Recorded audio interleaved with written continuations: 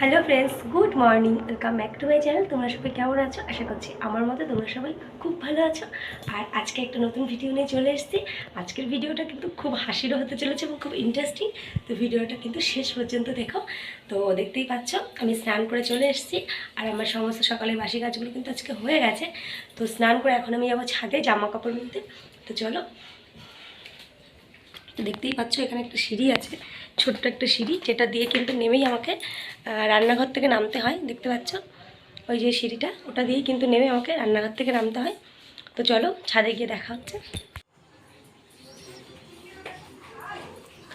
তো চলো, দেখতেই পাচ্ছ আমি হাতে বালতি নিয়ে সিঁড়ি দিয়ে ছাদে আসছি।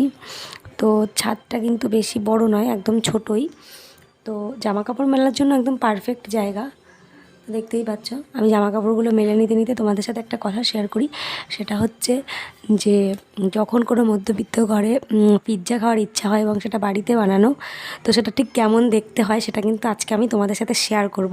তোমরা প্লিজ ভিডিওটা কিন্তু শেষ পর্যন্ত দেখো। আর পিৎজাটা কেমন হয়েছে বানানো সেটাও কিন্তু আমাকে অবশ্যই কমেন্ট করে জানিও। তো দেখতেই পাচ্ছ দেখতে দেখতে কিন্তু আমার জামা কাপড়গুলো মেলা হয়ে গেছে। তো আমার কিন্তু আজকে বেশি জামা কাপড় ছিল না, শুধুমাত্র এক বালতিই জামা কাপড় ছিল। তো অন্য অন্য দিন অনেক বেশিও জামা কাপড় হয়, কখনো কখনো তো 2 বালতি 3 বালতিও হয়ে যায়। তো আমার দেখতেও জামা কাপড় মেলা হয়ে গেছে। এবার আমি চলে যাচ্ছি ঘরে। তো চলো আবার ঘরে গিয়ে তোমাদের সাথে কথা বলছি। তো আজ কিন্তু একটা স্পেশাল জিনিস বানানো হবে। সেটা হচ্ছে ওই যে দেখতে পাচ্ছ আমার ছেলে, ও বলেছে যে ও মানে কাল থেকেই বায়না করছে যে মা পিৎজা খাবো পিৎজা খাবো। তো ওকে 5-6 মাস আগে একদিন ঘরে বানিয়ে দিয়েছিলাম। তো একদম ভালো হয়নি, সেটা দেখতে খেতে কোনোটাই ভালো হয়নি। তো সব ইনগ্রেডিয়েন্টসও ছিল না, বুঝতেই পারছো মধ্যবিত্ত ঘরে পিৎজা বানানো কি সোজা কথা? কত ইনগ্রেডিয়েন্টস লাগে, অত সব কিছু কি পাওয়া যায় বা আমাদের পক্ষে সম্ভব জোগাড় করা? তো সেই জন্য আমি কিন্তু সব জোগাড় করতে পারিনি, পিৎজাটা ভালো হয়নি।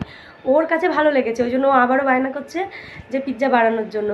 তো ওর বাবা সেই জন্য বলেছে যে তাহলে চলো তুমি আর আমি দোকানে গিয়ে কিনে নিয়ে আসি। কিন্তু সেটা হবে না, আমাকেই বানিয়ে দিতে হবে। তো কি করার, অগত্যা ওর বাবাকে বাজারে পাঠিয়েছি। মোটামুটি যা যা ইনগ্রেডিয়েন্টস আনার মতো সেগুলো ওর বাবা গেছে আনতে, আর সেটা আমি বানাবো সন্ধ্যাবেলা। তো আজকে কেমন হবে আমি জানি না, কিন্তু তো তোমাদের সাথে ভাবলাম একটু শেয়ার করি। মানে গরিবের পিৎজা ঠিক দেখতে বা খেতে কেমন হয় সেটাই তোমাদেরকে আজকে দেখাবো। আর তার আগে দেখাবো যে আজকে আমি কি কি রান্না করবো। বর গেছে বাজারে, বাজার করতে, কোনো বাজার নেই ঘরে, কোনো সবজি মাছ কিছুই নেই। তো সেই জন্য মাছ সবজি সবটা কিনতে গেছে বাজারে। তো ও আসুক, তারপর তোমাদেরকে দেখাচ্ছি আজকে কি রান্না হবে, তার আগে দেখাতে পারবো না। তো আজকে যেহেতু সকালে সেদ্ধ ভাত খাই, তো সেদ্ধ ভাতটা আমি বসিয়ে দিয়েছি, ওটাই কিন্তু এখন আমি খেয়ে নেব। আর দুপুরে রান্নার জন্য বাবার জন্য অপেক্ষা করতে হবে। তো চলো আমি খেয়ে নিই, আর তারপর তোমাদেরকে দেখাচ্ছি কী কী বাজার ও করে আনলো, আর পিৎজা বানানোর ইনগ্রেডিয়েন্টসটাও তোমাদের সাথে শেয়ার করব। চলো দেখতে থাকো। বলো। তো বন্ধুরা, বর সবজি বাজার দিয়ে চলে আর সবজি আর মাছটা দিয়ে চলে গেল আবারও বাজারে। এখন দোকানের কোনো বাজার হয়নি, আর দোকানের কিছু বাজার করবে আজকে। তো সেই জন্য বললো তুমি রান্নাটা করতে থাকো, আমি দোকানের বাজারটা করে নিয়ে আসবো। কি কি সবজি আছে তোমাদের একবার দেখাই। তো দেখতেই পাচ্ছ এখানে পেঁপে, উচ্ছে, বেগুন, লেবু, টমেটো, ক্যাপসিকাম, গাজর, ডাঁটা, কুমড়ো, কি বলে এগুলোকে, চিচিঙ্গা, আলু। তো এইগুলো দিয়ে গেল। তো আমি এখানে রেখেছি, এগুলোকে আমি এখন বাস্কেটে ভরে ফ্রিজে রাখবো। আর কি মাছ দিয়ে রাখছি চলো সেটা দেখাই। তো তার জন্য রান্নাঘরে যাচ্ছি। তো দাঁড়া আমি মাছটা বের করি, তারপরে দেখাই। দেখতেই পাচ্ছ এখানে একটা প্যাকেট, আর এই যে এখানে একটা প্যাকেট। তো এটার ভিতরে কি আছে একটু দেখাই। এবং দেখতেই পাচ্ছ এই যে একটা প্যাকেট আর এই যে একটা প্যাকেট। তো প্রথমে এটাই দেখি কী মাছ এনেছে। তো এটা হচ্ছে ট্যাংরা মাছ। দেখতেই পাচ্ছ আমি কাটতে একদমই পারি না ট্যাংরা মাছ, সেজন্য ও কিন্তু বাজার থেকে এভাবে কেটেই নিয়ে আসে। আর এটা আছে রুই মাছ। তো রুই মাছটা তো কেটেই দেয়, তোমরা সবাই জানো বাজার থেকে। তো চলো আজকে এটা রান্না করব, রুই মাছটা রেখে দেবো, এটা কাল করবো। তো ট্যাংরা মাছের রেসিপিটা আজকে তোমাদেরকে আমি দেখাবো।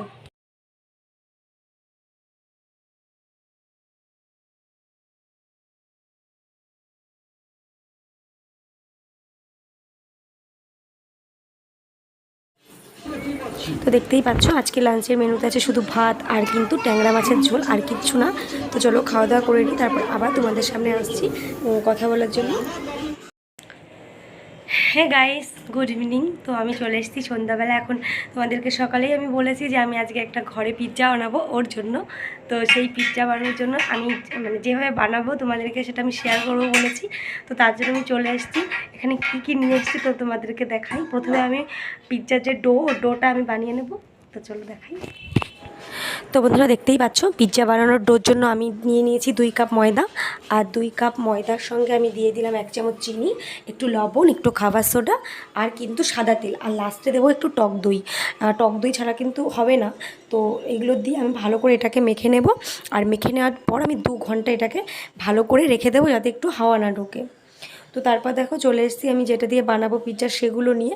তো এখানে ক্যাপসিকাম, পেঁয়াজ, টমেটো আর কিন্তু চিকেন ফ্রাই করে নিয়েছি। তো দেখতেই পাচ্ছ এগুলো দিয়ে আমি বানাবো। আর নিয়েছি এখানে আমি চিলি ফ্লেক্স আর একটু জোয়ান, আর এখানে আছে পিৎজা সস, আর এখানে আছে চিজ, পিৎজা চিজ। তো চলো পিৎজাটা শুরু করি। তো দেখতেই পাচ্ছ পিৎজা বানানোর জন্য কিন্তু আমি এখানে ময়দাটা ভালো করে মেখে নিচ্ছি। নিয়ে আমি 2 লেয়ারে ভাগ করে নিয়েছি। আর 2 লেয়ারে পিৎজা বানালে পিৎজাটা খেতে টেস্টি লাগে বেশি। তো প্রথম লেচিটা কেটে আমি একটু ফুটো ফুটো করে দিলাম যাতে পিৎজাটা ফুলে না ওঠে রুটির মতো। তো আমি দ্বিতীয় লেচিটা ভালো করে একটু মানে বেলে নিচ্ছি। বেলে নিয়ে কিন্তু আমি ফ্রাই প্যানে দিয়ে দিয়েছি। তো এবারে আমি ভালো করে যেমন পিৎজার যে শেপ করে সেই শেপ করে নিয়েছি। তো এবার আমি ওই যে পিৎজার সসটা বলেছিলাম ওটা দিয়ে ভালো করে মাখিয়ে নিলাম। তারপরে জাস্ট একটু অল্প একটু চিজ দিয়ে দিলাম ওপর দিয়ে ছড়িয়ে। আর তারপর পেঁয়াজ, সমস্ত যে ভেজিটেবলসগুলো ছিল, পেঁয়াজ, টমেটো, ক্যাপসিকাম আর চিকেন ফ্রাই, যত বেশি এগুলো দেবে পিৎজাটা খেতে কিন্তু তত বেশি টেস্ট হবে। তো সেই জন্য আমি সমস্তটা ভালো করে সাজিয়ে সাজিয়ে দিয়ে দিলাম। আর এর ওপরে কিন্তু আমি একটু ছড়িয়ে দেবো চিলি ফ্লেক্স আর একটু জোয়ান। এটা সম্পূর্ণ আমার ইচ্ছায়, এগুলো কিন্তু জানি না পিৎজায় হয় কি না।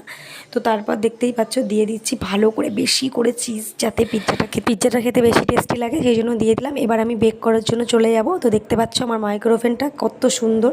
তো আমি 30 মিনিট বেক করার পর ফিরে আসছি। তো তোমাদেরকে দেখাই পিৎজাটা ঠিক বেক করার পর কেমন দেখতে হয়েছে। তো বেক করার পর কেমন হয়েছে তোমাদেরকে দেখাই। দারুণ ডিলিশিয়াস দেখতে হয়েছে, ততটাই খেতে ভালো হয়েছে। তো সত্যি কথা, তোমরা যদি এভাবে বানিয়ে খাও তাহলে আমাকে কমেন্ট করে জানিও যে খেতে ঠিক কেমন হয়েছে। তো চলো ভিডিওটা আর বড় করছি না, ভিডিওটা এখানেই শেষ করছি। আমার পিৎজা বানানোটা কেমন লাগলো সেটা কিন্তু কমেন্ট করে অবশ্যই জানিও। আর পুরো ভিডিওটা দেখার জন্য অসংখ্য ধন্যবাদ। এভাবেই পাশে থেকো আর ভালো থেকো, সুস্থ থেকো। শুভরাত্রি, টাটা।